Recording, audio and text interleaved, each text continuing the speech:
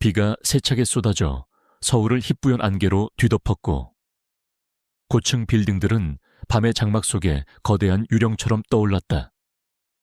앰뷸런스 사이렌 소리가 공기를 가르고 고층 빌딩 틈새로 불어오는 바람소리와 섞였다. 강남의 호화로운 동네 어두운 골목에서 강민준의 낡은 오토바이 헤드라이트가 물에 잠긴 도로를 비추었다.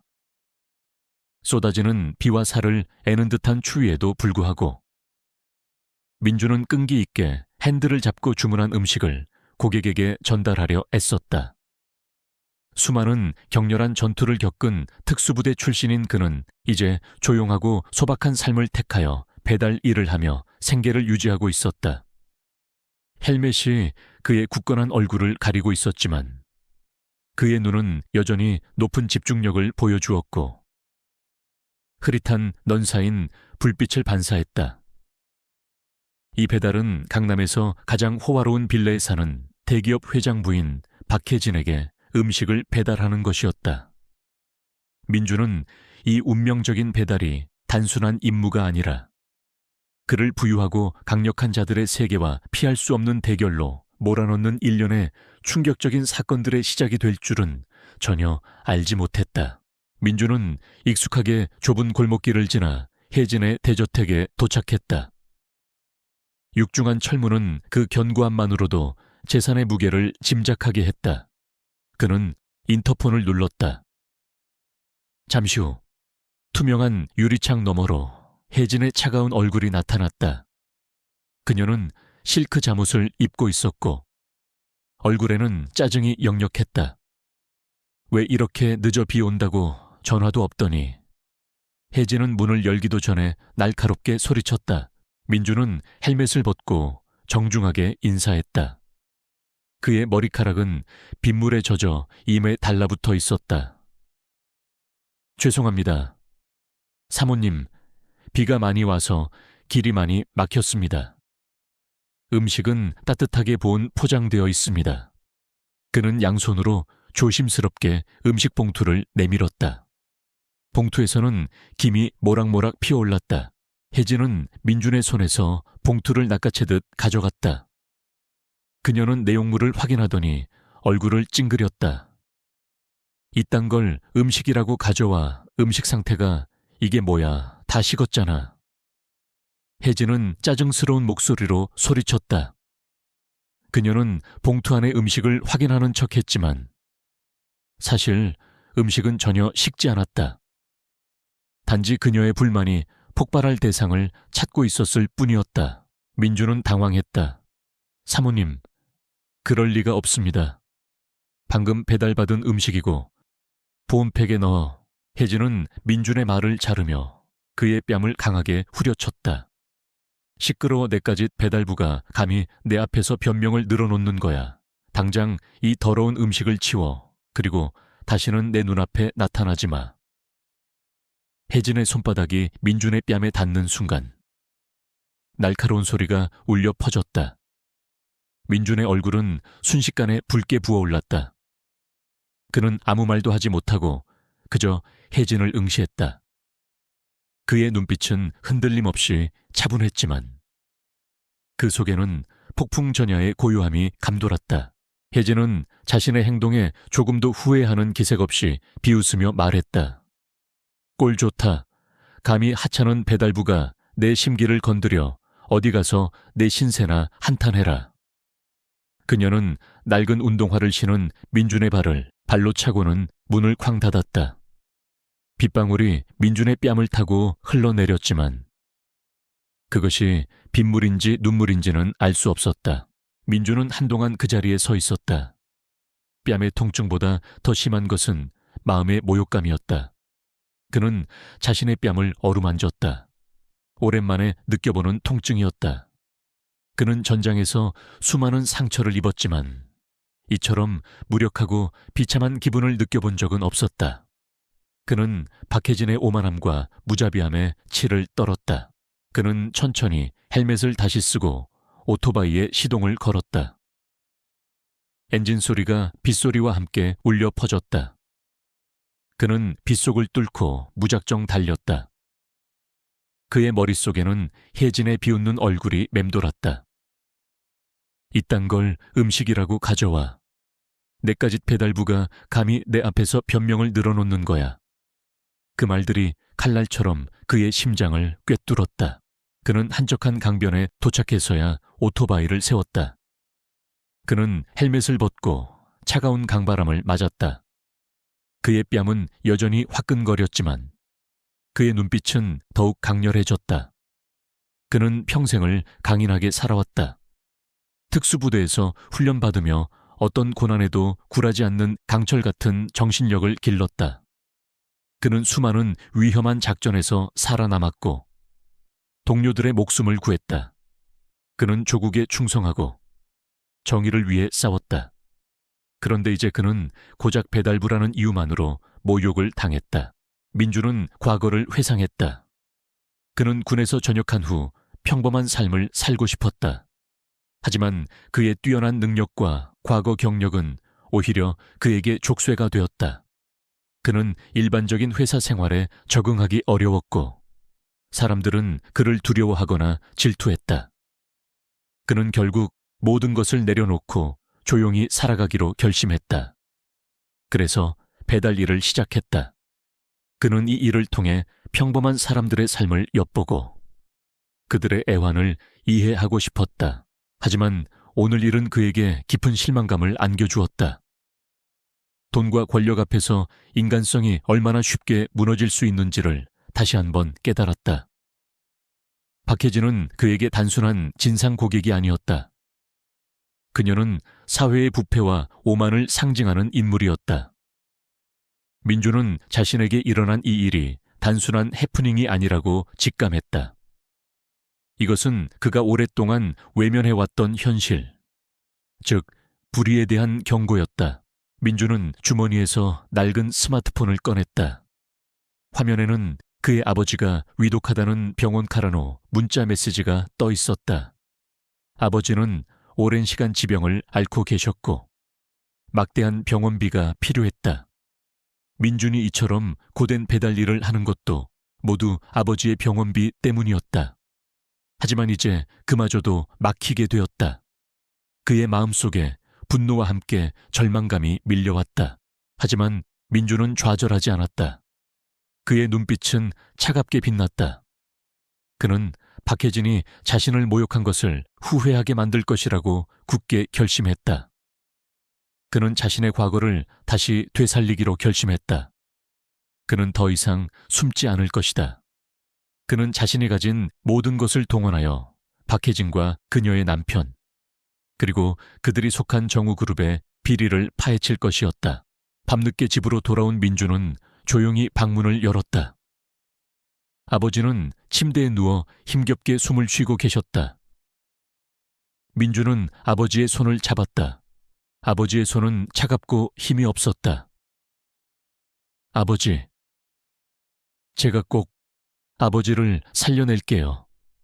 그리고 저를 모욕한 자들을 용서하지 않을 겁니다. 민주는 나지막이 맹세했다. 그의 목소리에는 단호함이 묻어났다. 그날 밤, 민주는 잠을 이루지 못했다.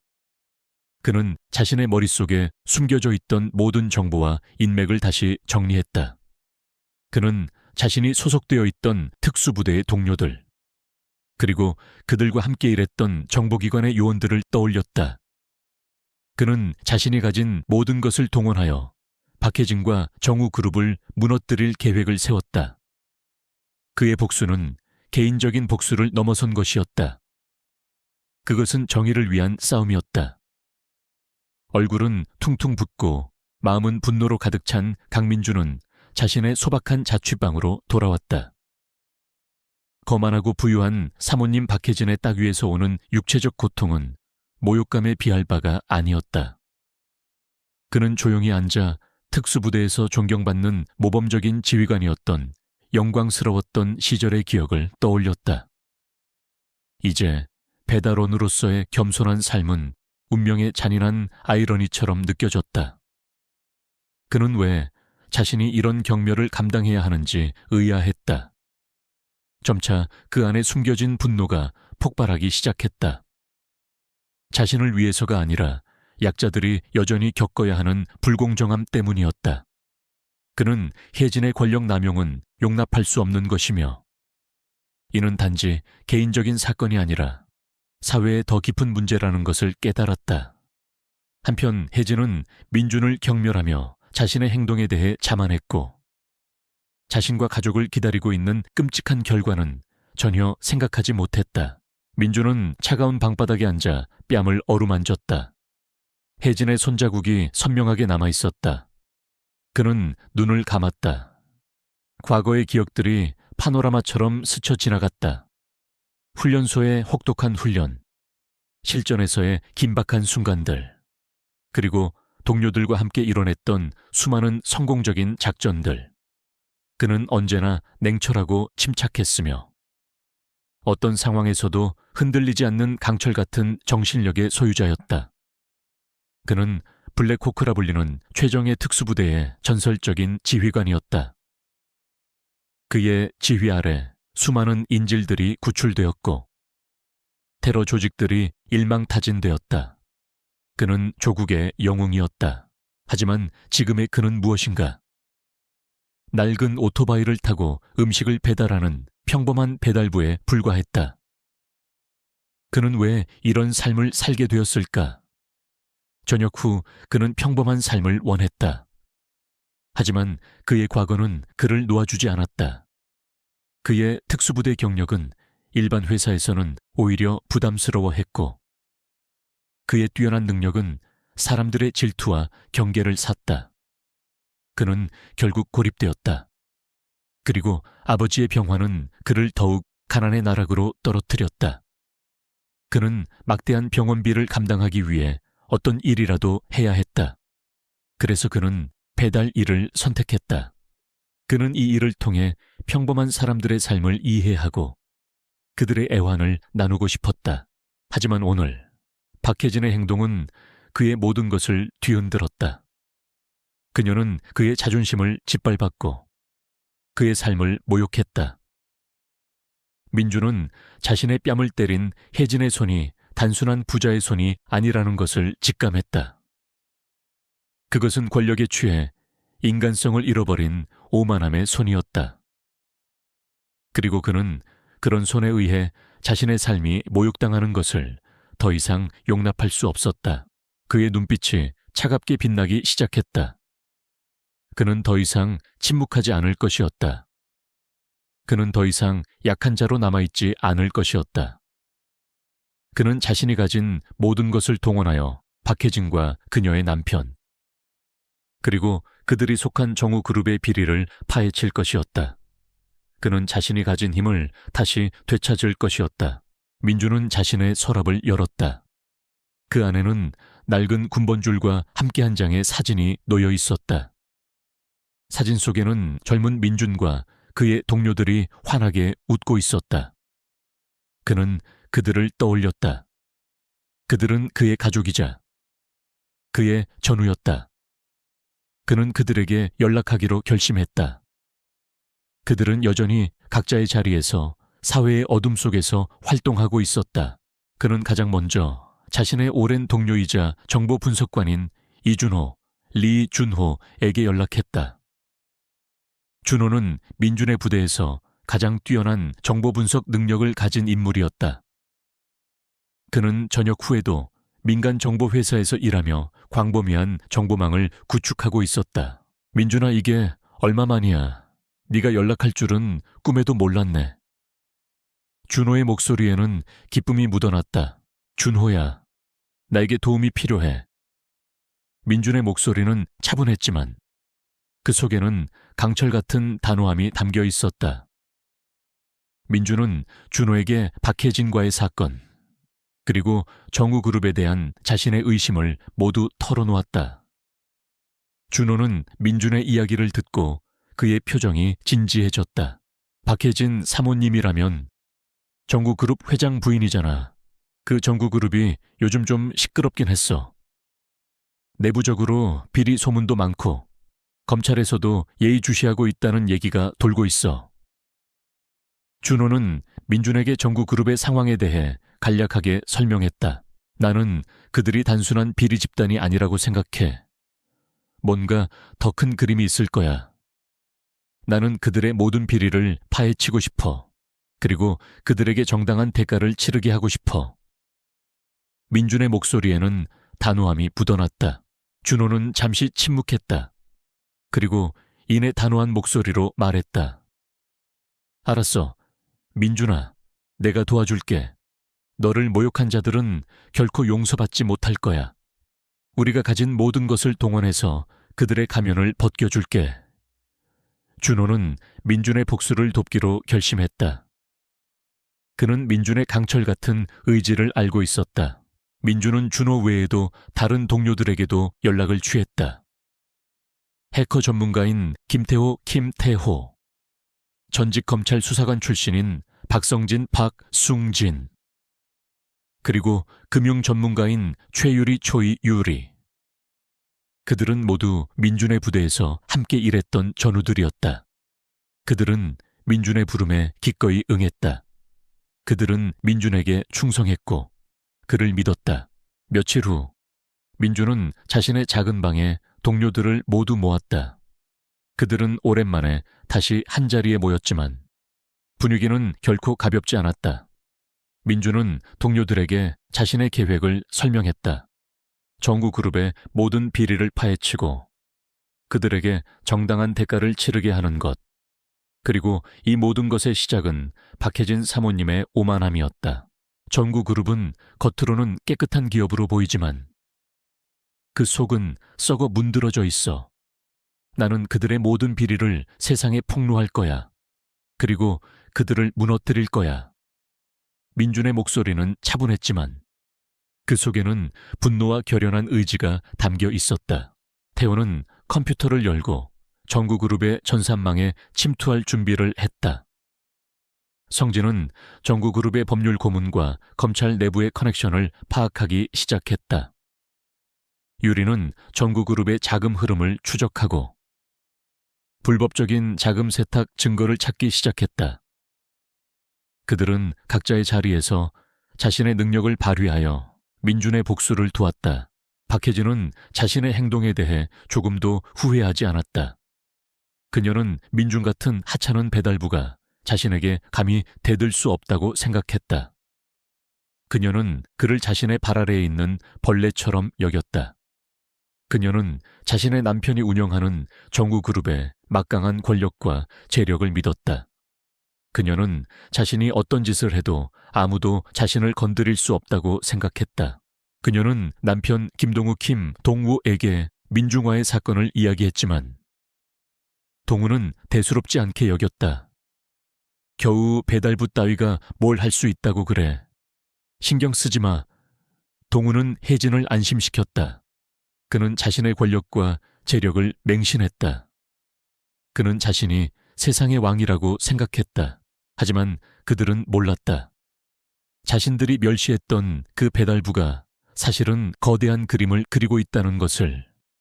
그들이 하찮게 여겼던 그 존재가 바로 그들의 모든 것을 빼앗아갈 폭풍의 눈이라는 것을.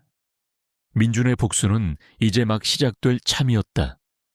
그리고 그 복수는 박혜진과 김동우가 상상할 수조차 없는 거대한 파장을 일으킬 것이었다.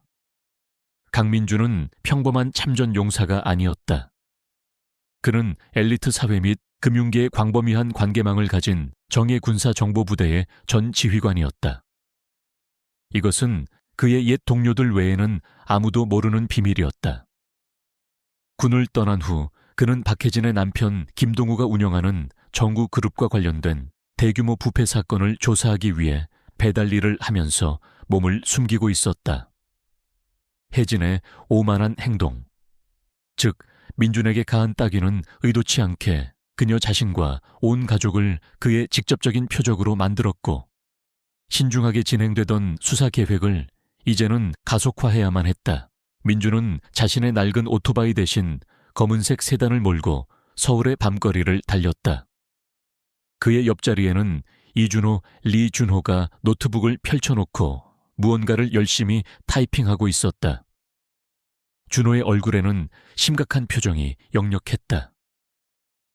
그들의 목적지는 한때 민준이 지휘했던 특수부대원들이 저녁 후에도 연락을 주고받으며 비밀리에 모이는 아지트였다. 그곳은 겉으로는 평범한 창고처럼 보였지만 내부에는 최첨단 통신 장비와 정보 분석 시스템이 갖춰져 있었다. 아지트에 도착하자 김태호, 김태호, 박성진, 박숭진, 최유리, 초이, 유리가 이미 와서 그들을 기다리고 있었다. 그들은 모두 특수부대 시절 민준의 가장 신뢰하는 동료들이었다.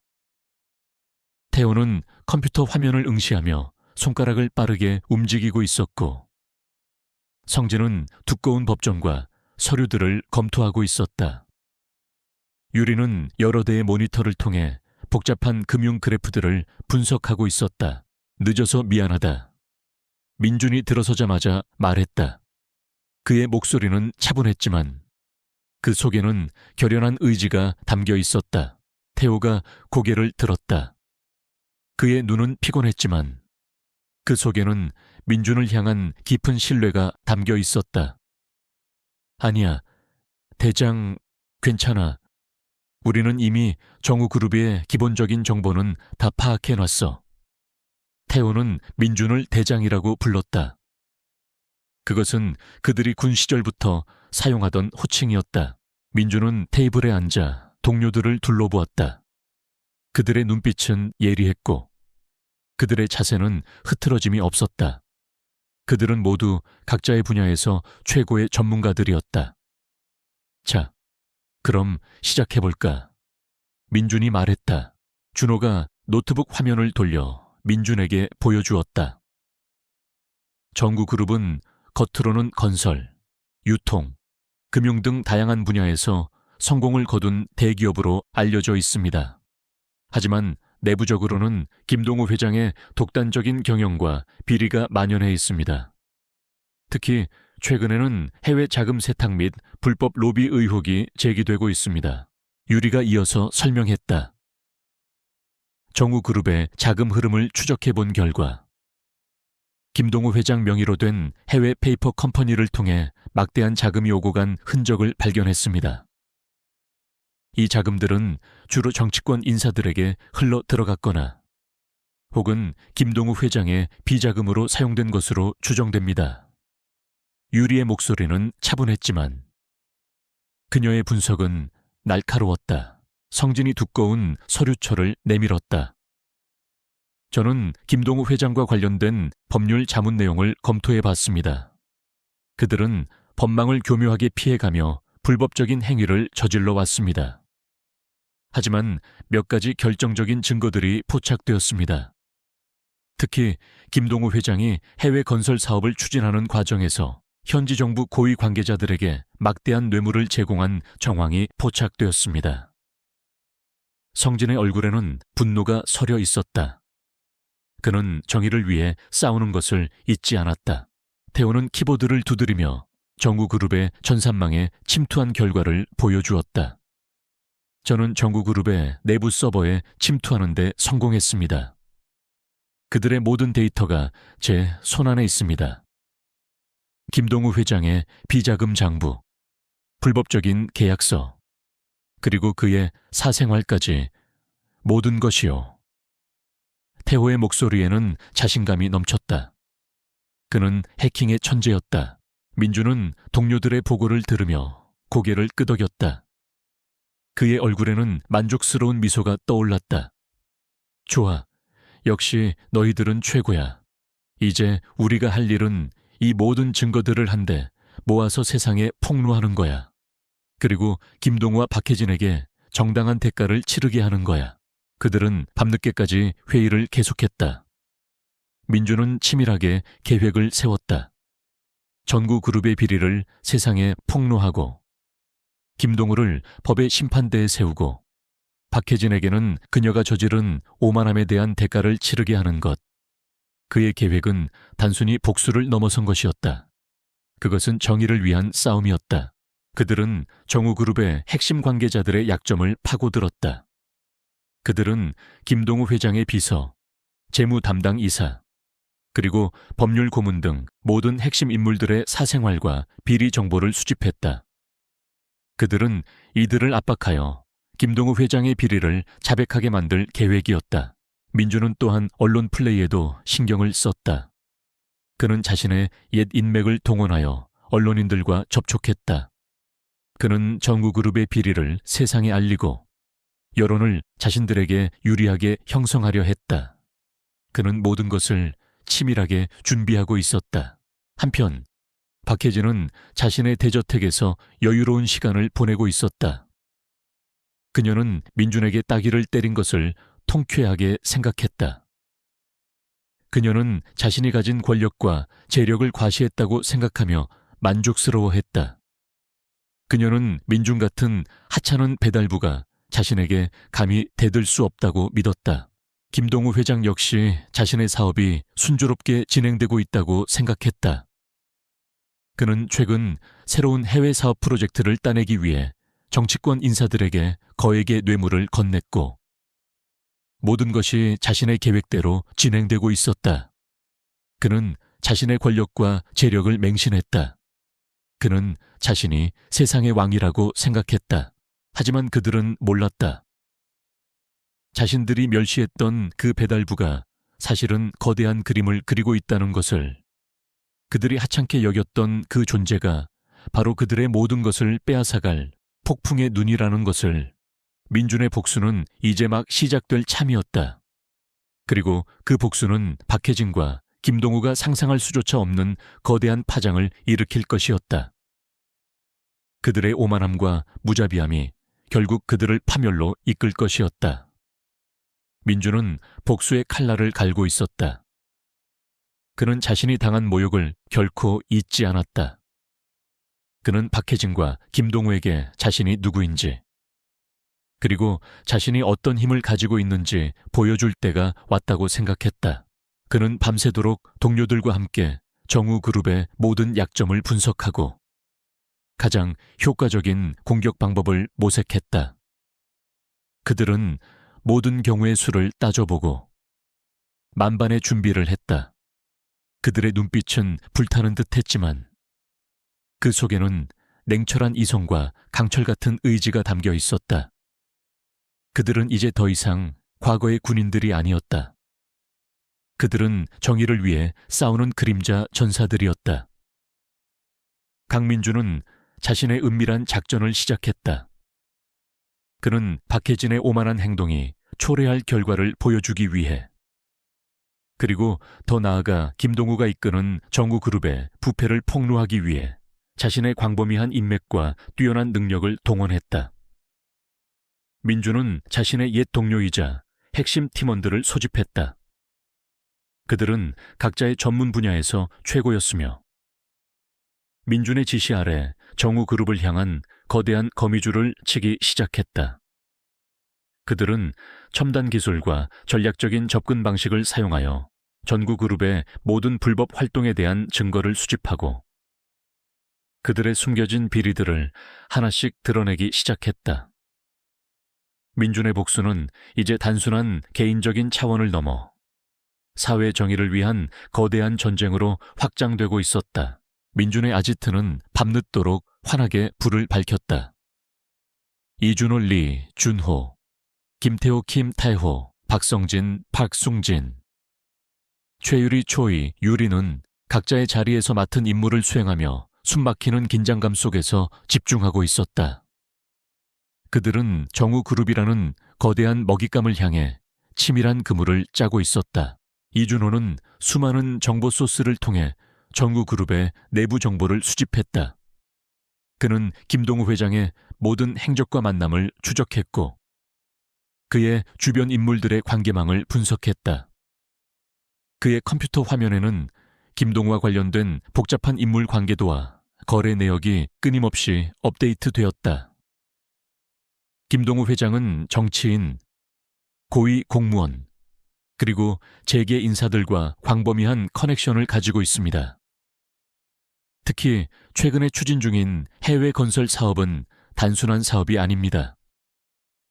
대규모 비자금 조성과 관련된 검은 돈이 오고 간 정황이 포착되었습니다. 준호는 민준에게 보고했다. 그의 목소리에는 날카로운 분석력이 담겨 있었다. 김태호는 정우그룹의 전산망에 깊숙이 침투했다. 그는 김동우 회장의 개인 서버는 물론 그룹의 모든 금융거래 기록과 내부 통신망을 해킹했다. 그는 정우그룹에 숨겨진 비자금 장부와 불법 계약서, 그리고 김동우 회장의 해외 비자금 계좌 내역까지 모두 손에 넣었다. 정우그룹은 해외 페이퍼 컴퍼니를 통해 막대한 자금을 세탁하고 있었습니다. 이 돈들은 주로 정치권 인사들에게 흘러 들어갔고 일부는 김동우 회장의 개인적인 유흥비로 사용되었습니다. 태호는 차분하게 말했지만 그의 눈빛은 분노로 이글거렸다. 그는 부패한 자들의 재산을 훔치는 것을 정의로운 일이라고 생각했다. 박성진은 법률 전문가로서 수집된 모든 증거들을 법적 관점에서 검토하고 김동우 회장을 기소할 수 있는 결정적인 증거를 찾아냈다. 그는 정우그룹의 모든 계약서와 법률 자문 내용을 샅샅이 뒤졌다. 김동우 회장은 자신의 권력을 남용하여 수많은 불법 행위를 저질렀습니다. 특히 하청업체와의 불공정 계약, 환경 규제 위반, 그리고 해외 뇌물 공여 등은 명백한 범죄 행위입니다. 이 증거들만으로도 김동우 회장을 구속시킬 수 있습니다. 성진은 단호하게 말했다. 그의 손에는 두꺼운 증거 자료들이 들려 있었다. 최유리는 정우그룹의 자금 흐름을 추적하여 불법 자금 세탁의 흔적을 찾아냈다. 그녀는 복잡한 금융거래 내역 속에서 숨겨진 비자금의 이동 경로를 밝혀냈다. 정우그룹은 해외 은행을 통해 수천억 원에 달하는 비자금을 세탁했습니다. 이 자금은 정치권 인사들과의 불법적인 거래에 사용되었고 일부는 김동우 회장 일가의 해외 부동산 매입에 사용되었습니다. 유리는 차분하게 설명했지만 그녀의 얼굴에는 지친 기색이 역력했다. 그녀는 밤낮으로 복잡한 금융거래를 추적하느라 잠도 제대로 자지 못했다. 민주는 동료들의 보고를 들으며 고개를 끄덕였다. 그의 얼굴에는 만족스러운 미소가 떠올랐다. 좋아. 모든 증거는 충분해. 이제 우리가 할 일은 이 모든 증거들을 세상에 폭로하고 김동우와 박혜진에게 정당한 대가를 치르게 하는 거야. 그리고 이 모든 불의를 바로잡는 거야. 그들은 다음 단계로 언론 플레이를 준비했다. 민주는 자신의 옛 인맥을 통해 신뢰할 수 있는 언론인들과 접촉했다. 그는 정우그룹의 비리를 세상에 알리고 여론을 자신들에게 유리하게 형성하려 했다. 그는 언론을 통해 정우그룹의 추악한 민낯을 드러내고 김동우와 박혜진의 파렴치한 행위를 대중에게 알릴 계획이었다. 민주는 또한 정우그룹 내부의 김동우 반대 세력과도 접촉했다. 김동우의 독선적인 경영과 비리의 불만을 품고 있던 임원들과 주주들은 민준의 등장에 환영했다. 그들은 민준의 편에 서서 김동우를 몰아내고 정우그룹을 바로잡겠다고 다짐했다. 이들은 과거 김동우의 횡포에 직접적인 피해를 입었거나 혹은 전구그룹의 미래를 걱정하는 양심적인 인물들이었다. 민주는 이들과 긴밀한 협력관계를 구축하고 김동우를 향한 압박을 강화해 나갔다. 그들의 작전은 치밀하고 다단계적이었다. 언론을 통한 여론 조성, 내부 고발자 확보, 그리고 법률적인 압박까지 모든 수단을 동원했다. 민주는 모든 단계를 신중하게 계획하고 동료들에게 각자의 역할을 명확히 지시했다. 그는 단 하나의 실수도 용납하지 않았다. 그의 목표는 완벽한 승리였다. 한편 박혜진은 자신의 대저택에서 여전히 호화로운 삶을 즐기고 있었다. 그녀는 민준에게 따귀를 때린 것을 기억조차 하지 못했다. 그녀는 자신의 삶에 어떤 위협도 없을 것이라고 믿었다. 그녀는 매일 명품 쇼핑을 즐기고 사교 모임에 참석하며 자신의 부와 권력을 과시했다. 그녀의 얼굴에는 오만함이 가득했다. 김동우 회장 역시 자신의 사업이 순조롭게 진행되고 있다고 생각했다. 그는 최근 새로운 해외 사업 프로젝트를 따내기 위해 정치권 인사들에게 거액의 뇌물을 건넸고 모든 것이 자신의 계획대로 진행되고 있었다. 그는 자신이 세상의 왕이라고 생각했다. 그의 탐욕과 오만함은 끝이 없었다. 하지만 그들은 몰랐다. 자신들이 멸시했던 그 배달부가 사실은 거대한 그림을 그리고 있다는 것을, 그들이 하찮게 여겼던 그 존재가 바로 그들의 모든 것을 빼앗아갈 폭풍의 눈이라는 것을, 민준의 복수는 이제 막 시작될 참이었다. 그리고 그 복수는 박혜진과 김동우가 상상할 수조차 없는 거대한 파장을 일으킬 것이었다. 그들의 오만함과 무자비함이 결국 그들을 파멸로 이끌 것이었다.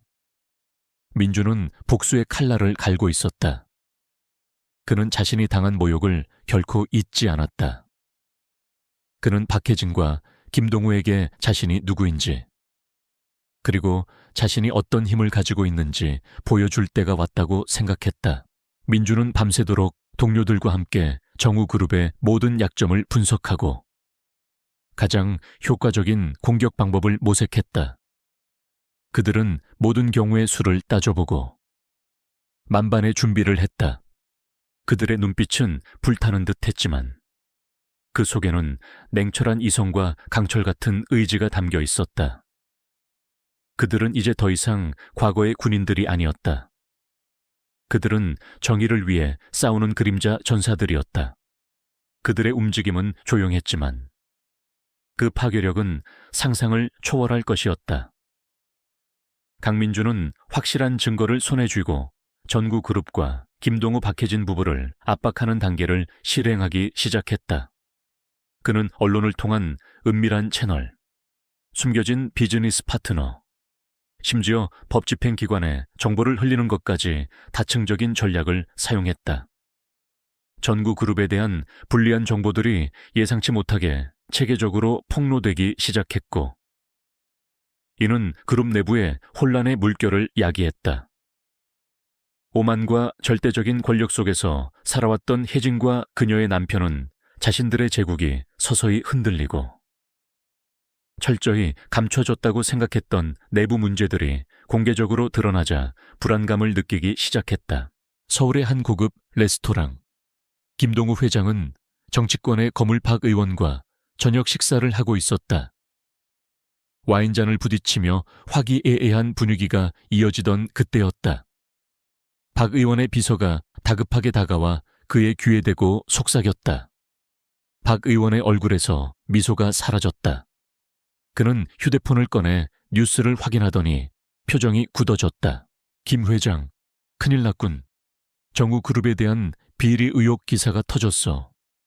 해외 비자금 조성과 관련된 내용인데 증거가 아주 구체적이야. 박 의원의 목소리에는 당혹감이 묻어났다. 김동우는 믿을 수 없다는 듯이 자신의 휴대폰을 확인했다. 주요 언론사들의 헤드라인은 온통 정우그룹 김동우 회장, 해외 비자금 조성 및 불법 로비 의혹으로 도배되어 있었다.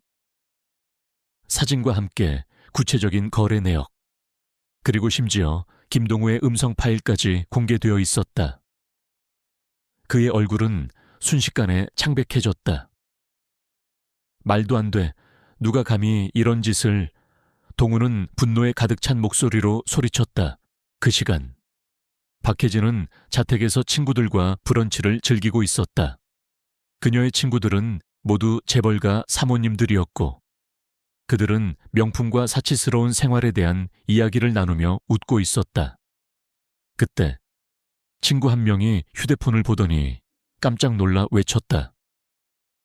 혜진아, 너희 남편 뉴스 봤어. 정우그룹 큰일 난 것 같던데. 혜진은 대수롭지 않게 여겼다. 별일 아니야. 동우 씨가 알아서 다 처리할 거야. 늘 있는 일이잖아. 그녀는 여유로운 미소를 지으며 커피잔을 들었다. 하지만 친구의 얼굴은 심각했다. 아니야. 이번엔 좀 달라. 검찰에서도 정식 수사에 착수했대.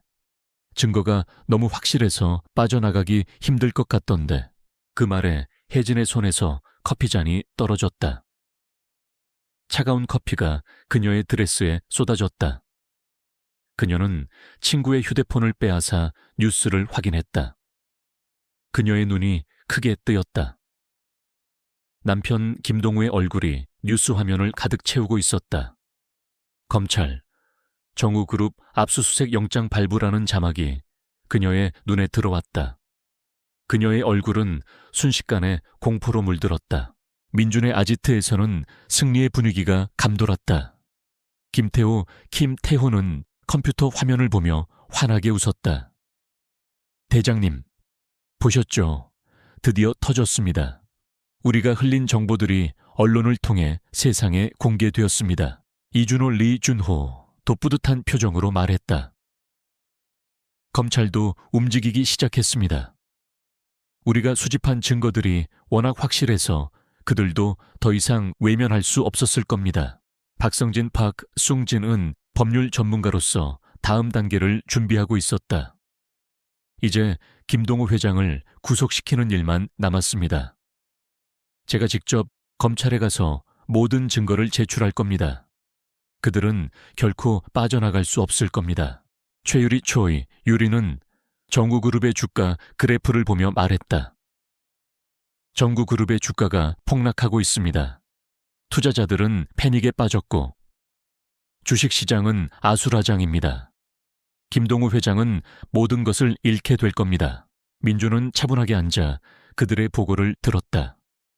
그의 얼굴에는 만족스러운 미소가 떠올랐지만 그의 눈빛은 여전히 차가웠다. 이것은 시작에 불과했다. 그는 박혜진이 자신에게 따귀를 때린 것을 후회하게 만들 것이라고 굳게 결심했다. 그는 김동우와 박혜진의 제국을 완전히 무너뜨릴 때까지 멈추지 않을 것이었다. 다음 날 아침, 검찰 수사관들이 정우그룹 본사에 들이닥쳤다. 그들은 압수수색 영장을 들고 김동우 회장의 집무실과 비서실, 그리고 재무팀을 샅샅이 뒤졌다. 김동우는 당황한 표정으로 검찰 수사관들을 응시했지만 그들은 눈 하나 깜짝하지 않았다. 언론들은 이 모든 과정을 생중계했고 정우그룹의 비리는 실시간으로 온 세상에 알려졌다. 김동우는 자신의 집무실에서 체포되었다. 그는 수갑을 차고 검찰 차량에 탑승하는 순간에도 믿을 수 없다는 듯이 중얼거렸다. 말도 안 돼. 이게 어떻게? 그는 자신이 쌓아 올린 모든 것이 한순간에 무너지는 것을 느꼈다. 박혜진은 자택에서 뉴스를 보며 비명을 질렀다. 그녀의 남편 김동우가 수갑을 차고 검찰에 연행되는 모습이 뉴스 화면에 생생하게 비춰졌다. 그녀의 얼굴은 공포와 절망감으로 일그러졌다. 그녀는 자신의 삶이 한순간에 나락으로 떨어지는 것을 느꼈다. 이게 다 누구 짓이야? 누가 감히 우리 정우그룹을 건드려? 혜진은 소리쳤다. 그녀는 방 안의 물건들을 집어던지며 분노를 표출했다. 그녀는 자신이 당하고 있는 이 모든 불행이 어디에서 시작되었는지 알지 못했다. 그녀는 어렴풋이 한 남자의 얼굴을 떠올렸다. 며칠 전 자신이 따귀를 때렸던 그 배달부. 하지만 그녀는 이 모든 일이 그 하찮은 배달부 때문이라고는 상상조차 할 수 없었다. 그녀는 그를 자신의 발 아래 있는 벌레처럼 여겼을 뿐이었다. 민주는 아지트에서 동료들과 함께 뉴스를 지켜보고 있었다. 그의 얼굴에는 감정의 변화가 없었다. 그는 자신이 계획한 대로 모든 것이 진행되고 있음에 만족했다. 그는 박혜진이 자신을 모욕한 것을 후회하게 만들 것이라고 굳게 결심했다. 다음 단계는 뭐야? 대장 태호가 민준에게 물었다. 민준은 창밖을 응시했다. 그의 눈빛은 차갑게 빛났다. 이제는 직접 찾아갈 때야. 박혜진 사모님의 집으로. 그의 목소리에는 결연한 의지가 담겨 있었다. 그는 박혜진에게 자신이 누구인지, 그리고 자신이 어떤 힘을 가지고 있는지 보여줄 때가 왔다고 생각했다. 그의 복수는 이제 마지막 단계에 접어들고 있었다. 상황은 빠르게 악화되었다. 김동우가 체포된 직후 강민주는 결정적인 한 걸음을 내디뎠다. 수십 대의 검은색 외제차들이 그와 함께하는 특수부대 출신 전우들과 보안 전문가들을 태우고 박혜진의 호화로운 저택을 빠르게 포위했다. 동시에 민준이 제공한 명백한 증거를 확보한 사법당국은 정우그룹의 남은 시설들을 일제히 급습하여 더 많은 고위 인사들을 체포하고 수많은 중요 문서들을 압수했다. 궁지에 몰린 혜진과 그녀의 남편은 한때 오만함과 절대적인 권력을 쥐고 있던 존재였지만 이제는 상상을 초월하는 세력, 깨뜨릴 수 없는 강철 포위망이 그들을 옥죄고 있음을 직면하게 되었다. 박혜진은 대리석 거실 바닥에 주저앉아 떨고 있었다. TV 뉴스에서는 남편 김동우가 수갑을 차고 검찰에 연행되는 모습이 반복해서 흘러나오고 있었다. 그녀의 화려한 드레스는 찢어져 있었고 얼굴은 눈물과 땀으로 범벅이 되어 있었다. 불과 몇 시간 전만 해도 그녀는 세상의 모든 것을 가진 여왕이었지만 지금은 모든 것을 잃은 폐허와 같았다. 그녀의 머릿속은 혼란스러웠다. 대체 누가 이런 짓을 꾸민 것인가? 누가 감히 정우그룹을 건드릴 수 있단 말인가? 그때였다. 대저택의 육중한 철문이 굉음을 내며 열리는 소리가 들렸다. 혜진은 화들짝 놀라 고개를 들었다. 수십 대의 검은색 외제차들이 물밀듯이 마당으로 밀려 들어오고 있었다. 차들은 마치 약속이라도 한 듯 일렬로 정렬했고 그 안에서 검은색 슈트를 입은 건장한 남자들이 내렸다. 그들의 움직임은 절도 있었고 그들의 눈빛은 차가웠다. 마치 영화의 한 장면 같았다. 혜진은 공포에 질려 뒷걸음질 쳤다. 경비원들은 이미 모두 제압당한 후였다. 그들은 바닥에 쓰러져 신음하고 있었다. 검은 슈트의 남자들 중 한 명이 앞으로 나섰다. 그의 얼굴은 익숙하면서도 낯설었다. 그는 바로 강민준이었다. 하지만 그는 더 이상 낡은 오토바이를 탄 초라한 배달부가 아니었다. 그의 눈빛은 날카로웠고 그의 자세는 위풍당당했다. 그는 모든 것을 통제하는 지휘관의 모습이었다. 당신이 어떻게 여기에? 혜진은 떨리는 목소리로 중얼거렸다. 그녀의 목소리에는 공포와 함께 경악이 섞여 있었다. 그녀는 민준이 이런 엄청난 세력을 동원할 수 있는 사람이라고는 상상조차 하지 못했다. 민준은 냉정한 표정으로 혜진을 응시했다. 그의 입에는 비웃음이 걸려 있었다. 사모님, 제가 누구인지 궁금하셨죠? 이제 알려드릴 때가 된 것 같군요. 민준의 목소리는 차분했지만 그 속에는 강철 같은 단호함이 담겨 있었다. 그는 천천히 혜진에게 다가갔다. 혜진은 뒷걸음질 쳤지만 더 이상 도망갈 곳이 없었다. 민준은 그녀의 앞에 섰다. 사모님은 제가 이딴 걸 음식이라고 가져왔다고 했죠. 그리고 저의 뺨을 때렸습니다. 기억하십니까? 민준의 목소리는 조용했지만 그 한마디 한마디에는 날카로운 칼날이 숨겨져 있었다. 혜진은 얼굴이 창백해졌다. 그녀는 그제야 자신이 저지른 실수를 깨달았다. 자신이 멸시했던 그 배달부가 사실은 거대한 그림을 그리고 있던 존재였고 자신이 던진 돌멩이가 거대한 파장을 일으켰다는 것을. 그녀의 심장은 공포로 쿵쾅거렸다. 나는 몰랐어. 당신이 이런 사람인 줄. 혜진은 더듬거리며 변명하려 했지만 민주는 그녀의 말을 잘랐다. 몰랐다고요? 사모님은 자신이 저지른 죄에 대해 모르쇠로 일관하고 싶겠지만 세상은 그리 호락호락하지 않습니다. 민주는 손짓했고 박성진, 박숭진 이 두툼한 서류철을 들고 다가왔다. 박혜진 사모님, 여기는 검찰입니다. 사모님께는 김동우 회장의 횡령 및 배임 혐의에 대한 공범으로 긴급 체포 영장이 발부되었습니다. 이 자리에서 체포하겠습니다. 성진의 목소리는 단호했다. 혜진은 충격에 휩싸였다. 말도 안 돼. 내가 무슨 공범이야. 나는 아무것도 몰라. 동우 씨가 한 일이야. 그녀는 발악했지만 성진은 눈 하나 깜짝하지 않았다. 그는 혜진의 팔을 잡고 수갑을 채웠다. 차가운 금속이 혜진의 손목에 닿자 그녀는 비명을 질렀다. 그녀의 화려한 드레스와 값비싼 보석들은 한순간에 초라해 보였다. 그 순간 대저택 안으로 이준호, 리, 준호, 김태호, 김태호, 최유리, 초이, 유리가 들어섰다. 그들은 각각 검찰 수사관, 국세청 직원, 그리고 금융감독원 직원으로 신분을 위장하고 있었다. 그들은 정우그룹과 박혜진 일가의 모든 재산에 대한 압수수색 영장을 들고 있었다.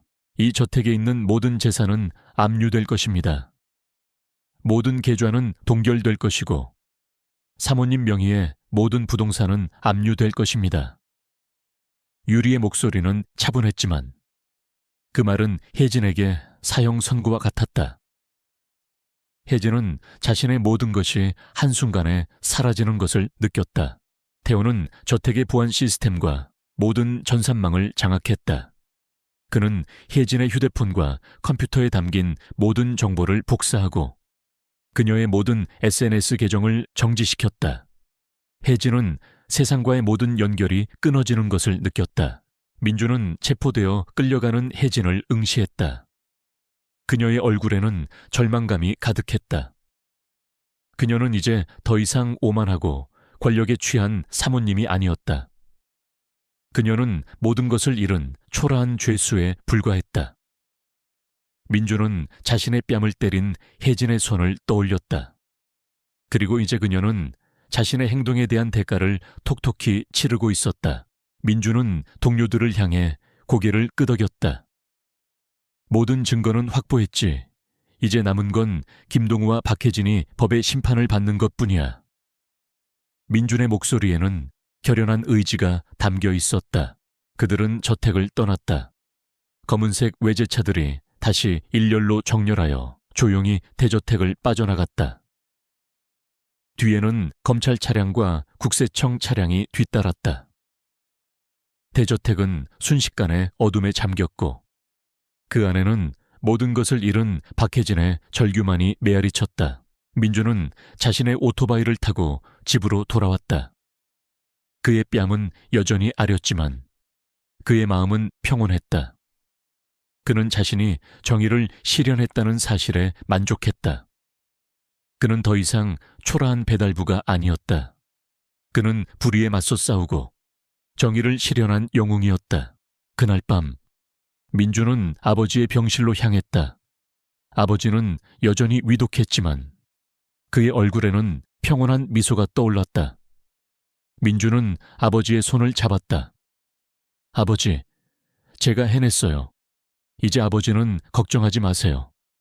제가 모든 것을 해결했습니다. 민준의 목소리에는 진심이 담겨 있었다. 정우그룹의 몰락은 한국 사회에 큰 충격을 주었다. 김동우 회장은 횡령, 배임, 불법 로비 등 수많은 혐의로 구속되었고 박혜진 사모님 역시 공범으로 체포되어 재판을 받게 되었다. 정우그룹은 해체되었고 그들의 비리는 세상에 낱낱이 공개되었다. 민주는 자신의 신분을 세상에 드러내지 않았다. 그는 여전히 그림자 속에서 활동하며 정의를 위해 싸웠다. 그는 자신과 같은 약자들이 불의에 고통받지 않도록 돕는 것을 자신의 사명으로 삼았다.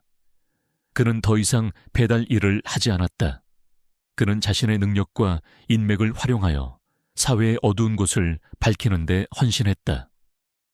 그의 이야기는 사람들의 입에서 입으로 전해지며 전설이 되었다. 배달부 영웅이라는 이름으로 사저에서의 일촉즉발 대치 끝에 박혜진이 권력 제국의 몰락에 직면하면서 강민주는 자신의 임무를 완수했다. 그는 자신에게 정의를 되찾았을 뿐만 아니라 정우 그룹의 모든 부패 네트워크를 폭로했다. 김동우와 혜진은 자신들의 죄와 오만에 대해 합당한 처벌을 받으며 법의 심판을 받았다. 민주는 사건이 끝난 후 평범한 삶으로 돌아왔지만 더 이상 무명의 배달원이 아니었다. 그는 권력과 돈의 압제로부터 약한 자들을 보호하는 정의의 조용한 상징이 되었다. 그는 명성이나 명예를 추구하지 않았고 단지 아무도 자신이 겪었던 일을 겪지 않도록 하고 싶었다. 김동우와 박혜진의 재판은 온 국민의 관심사였다. 그들의 오만함과 부패는 언론을 통해 낱낱이 공개되었고 사람들은 그들의 몰락에 환호했다. 민준과 그의 팀이 수집한 증거들은 너무나 명백했고 김동우와 박혜진은 모든 혐의를 인정할 수밖에 없었다. 김동우는 횡령, 배임, 불법 로비 등 수많은 혐의로 징역 15년을 선고받았다. 박혜진 역시 공범으로 징역 5년을 선고받았다. 그들은 더 이상 호화로운 대저택에서 살 수 없었다. 그들의 모든 재산은 압류되었고 그들은 차가운 감옥에서 자신들의 죄를 반성해야 했다. 재판이 끝난 후 민주는 동료들과 함께 조용한 술집에 모였다. 그들은 오랜만에 마음 편히 웃고 이야기했다. 이준호, 리, 준호는 민준의 뺨에 난 상처를 보며 말했다. 대장, 이제 그 흉터는 영광의 상처가 되겠네요. 민준은 쓴웃음을 지었다. 별것도 아니야. 이 흉터가 나에게 중요한 교훈을 주었을 뿐이지. 그의 눈빛은 여전히 차분했지만 그 속에는 깊은 깨달음이 담겨 있었다. 김태호는 휴대폰을 꺼내 뉴스를 보여주었다. 뉴스 화면에는 김동우와 박혜진이 수갑을 차고 법정을 나서는 모습이 담겨 있었다. 대장님 덕분에 세상이 좀 더 깨끗해졌습니다. 정말 감사합니다.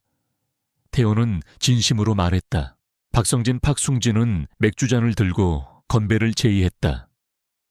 우리의 승리를 위해, 그리고 이 세상의 정의를 위해 모두가 잔을 부딪히며 건배했다. 그들은 자신들이 이뤄낸 성과에 만족했지만 결코 자만하지 않았다. 그들은 여전히 그림자 속에서 정의를 위해 싸울 준비가 되어 있었다. 최유리 초이 유리는 민준에게 물었다. 대장, 이제 뭘 하실 겁니까? 다시 배달 일을 하실 건가요? 민준은 창밖을 응시했다. 밤하늘에는 별들이 빛나고 있었다. 아니, 이제 더 이상 배달 일을 하지 않을 거야. 민준은 조용히 말했다. 나는 내가 가진 능력과 인맥을 활용해서 사회의 어두운 곳을 밝히는데 헌신할 거야. 나처럼 억울한 일을 당하는 사람들이 없도록, 약한 자들이 힘센 자들에게 짓밟히지 않도록 도울 거야. 그의 목소리에는 단호한 의지가 담겨 있었다. 민주는 자신의 아버지 병실로 향했다. 아버지는 수술을 성공적으로 마치고 회복 중이셨다. 민주는 아버지의 손을 잡았다. 아버지, 제가 약속 지켰어요. 이제 아버지 건강하게 오래오래 사세요. 아버지의 눈에서는 뜨거운 눈물이 흘러내렸다. 아버지는 민준의 손을 꼭 잡고 아무 말 없이 고개를 끄덕였다. 민준은 아버지의 얼굴에 평온한 미소가 번지는 것을 보고 마음이 놓였다. 민준은 자신의 새로운 삶을 시작했다. 그는 자신의 옛 동료들과 함께 정의의 그림자라는 비밀 조직을 결성했다. 그들은 사회의 어두운 곳에서 벌어지는 불의와 부패를 파헤치고 약한 자들을 돕는 것을 목표로 삼았다. 그들은 자신들의 존재를 세상에 드러내지 않고 조용히 자신들의 임무를 수행했다. 그들은 돈과 권력에 눈이 먼 자들을 응징하고 정의를 실현했다. 어느 날 민주는 한 노인으로부터 도움을 요청하는 편지를 받았다. 노인은 대기업으로부터 부당한 압력을 받고 자신의 땅을 빼앗길 위기에 처해 있었다. 민주는 주저하지 않고 노인을 도우러 나섰다. 그는 자신의 팀원들과 함께 대기업의 불법 행위를 파헤치고 노인의 땅을 되찾아 주었다. 노인은 민준에게 고마움을 표하며 눈물을 흘렸다. 민준은 노인의 손을 잡고 미소 지었다. 그의 얼굴에는 만족스러운 미소가 떠올랐다. 그는 자신이 옳았다는 것을 깨달았다. 자신의 복수가 단순한 개인적인 복수가 아닌 사회 정의를 위한 것이었다는 것을 민준의 이야기는 사람들의 입에서 입으로 전해지며 전설이 되었다. 배달부 영웅, 정의의 그림자라는 이름으로 그는 세상에 드러나지 않는 영웅이었지만 그의 영향력은 거대했다. 그는 많은 사람들에게 희망을 주었고 불의에 맞서 싸울 용기를 주었다.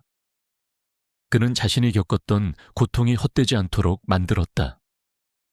그는 돈과 권력이 아닌 인간적인 가치와 신념으로 세상을 바꿀 수 있다는 것을 증명했다. 그는 더 이상 화려한 복수극을 꿈꾸지 않았다. 그는 조용히 자신이 해야 할 일을 했다. 그의 삶은 겸손했지만 그 영향력은 위대했다. 그는 모든 이에게 공정함과 정의가 실현되는 세상을 만드는 데 헌신했다. 그의 뺨에 남은 작은 흉터는 그가 걸어온 길을 상징하는 영광의 표식이 되었다.